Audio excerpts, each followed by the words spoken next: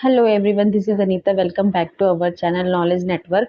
तो इस चैनल पर हम CSGM यूनिवर्सिटी, जिसे कानपुर यूनिवर्सिटी भी कहते हैं, उसकी बीएड की क्लासेस चल रही हैं, जिसमें हम कवर कर रहे हैं बीएड सेकेंड सेमेस्टर के पेपर 1 को, जिसका नाम है पेडागोजी ऑफ फिजिकल साइंस। आज की क्लास में हम कवर करने वाले हैं टोली शिक्षण यानी टीम टीचिंग को।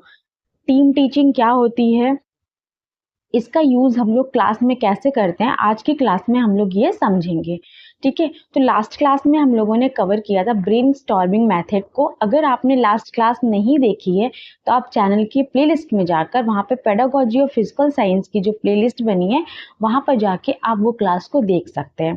ठीक है, स्टार्ट करते हैं आज की क्लास। टीम टीचिंग, टोली शिक्षण, जिसे दल शिक्षण, समूह शिक्षण भी कहते हैं और इसे इंग्लिश में टीम टीचिंग कहते हैं। तो जो दल शिक्षण का विकास है वो 1955 में अमेरिका के हार्वर्ड विश्वविद्यालय में हुआ था। 1960 में यह प्रत्यय ब्रिटेन में पहुंचा।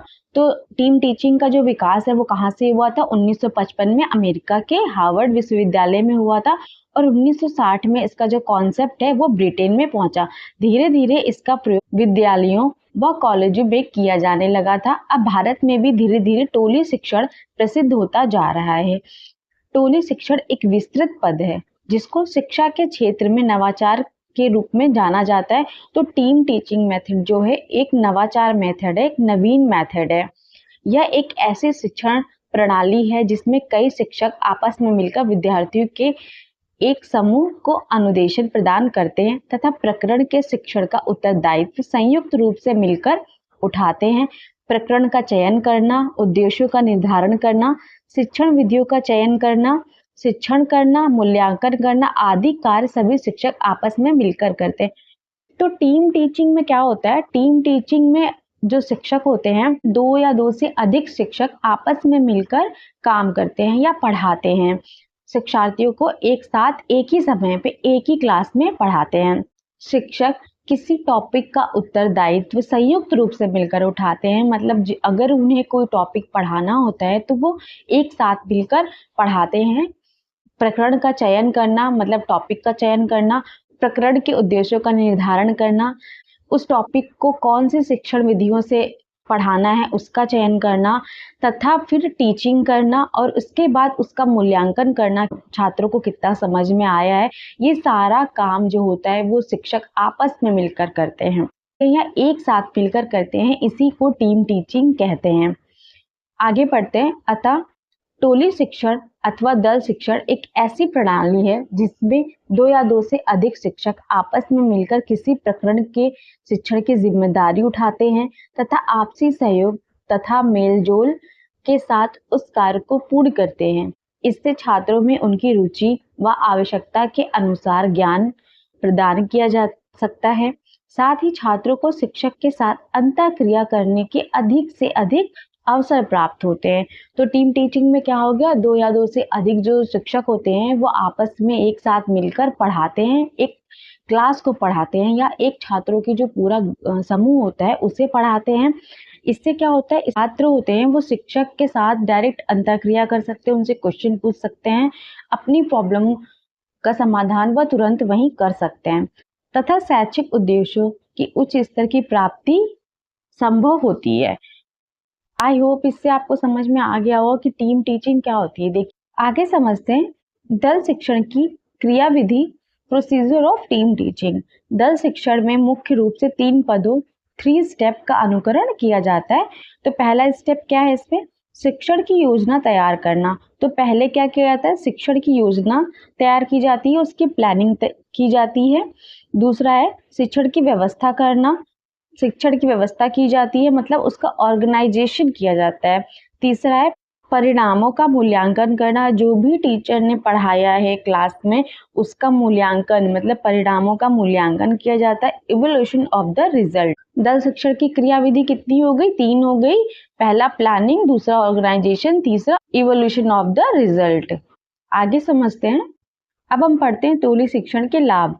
पहला है यह शिक्षण प्रक्रिया की प्रभावशीलता को बढ़ावा प्रदान करता है। जो टीम टीचिंग होता है वो शिक्षण प्रक्रिया की प्रभावशीलता को बढ़ावा प्रदान करता है। इससे छात्रों में सामाजिक गुणों का विकास होता है। तो इस विधि के द्वारा पढ़ाने पर छात्रों में सामाजिक गुणों का विकास होता है। यह छात्रों में प्रजातांत्रिक भावना का विकास करती है। यह शैक्षिक उद्देश्यों की उच्च स्तर तक की प्राप्ति में सहायता प्रदान करती है। इससे छात्र शिक्षक अंतःक्रिया में सुधार आता है। इससे छात्रों द्वारा अर्जित ज्ञान स्थायी होता है। इससे शिक्षक छात्रों पर व्यक्तिगत रूप से ध्यान रख सकते हैं। इससे शिक्षण कार्य मनोरंजक हो जाता है। इससे सीमित संसाधनों का प्रयोग कर छात्रों को ज्ञान प्रदान किया जा सकता है। इससे छात्रों में दूसरों को सुनने व सहयोग के गुणों का विकास होता है। नेक्स्ट है, इसके द्वारा ज्ञान छात्रों को उनकी रुचि व आवश्यकता के अनुरूप प्रदान किया जा सकता है। यह विविध आवश्यकताओं वाले बालकों को समायोजित होने में सहायता प्रदान करता है। तो ये हो गया टीम टीचिंग के गुण। अब हम पढ़ेंगे टीम टीचिंग के दोष। टीम टीचिंग के दोष। इस शिक्षण विधि से विशेष दक्षतापूर्ण विशेषज्ञ शिक्षकों को ढूंढना जटिल हो जाता है। तो इस विधि के लिए जो एक्सपर्ट होते हैं, जो एक्सपर्ट टीचर होते हैं, उनको ढूंढना कठिन है। इसमें शिक्षण कार्य के लिए अधिक शिक्षकों की आवश्यकता होती है। इससे सभी विषयों के अध्यापन के लिए उपयुक्त नहीं माना जाता है, क्योंकि इसमें 2 से अधिक शिक्षक की आवश्यकता होती है। तो इस विधि के द्वारा सभी विषयों को नहीं पढ़ाया जा सकता है। इसमें समय निर्धारण, योजना निर्माण और प्रबंधन के लिए अधिक समय की आवश्यकता होती है। तो इस विधि में समय अधिक लगता है, या इस तरीके से पढ़ाने में समय अधिक लगता है। आर्थिक भार अधिक हो जाता है, क्योंकि 3 टीचर एक साथ पढ़ा रहे हैं, तो आर्थिक भार अधिक हो जाता है। समन्वय करने में कठिनाई हो जाती है। कभी-कभी टीचर्स आपस में समन्वय नहीं कर पाते हैं। के सदस्यों में सहयोग की भावना कम ही पाई जाती है। जो एक टीम होती है, उसमें सहयोग की भावना अधिकतर देखी गई है, कम पाई जाती है। संपूर्ण पाठ्यक्रम नहीं होता। इस विधि में टाइम अधिक लगता है, जिससे संपूर्ण पाठ्यक्रम समय पे पूरा नहीं हो पाता है। ठीक है, तो ये थी टीम टीचिंग, जिसमें आपने समझा कि टीम टीचिंग क्या होती है, उसके गुण क्या होते हैं और उसके दोष क्या होते हैं।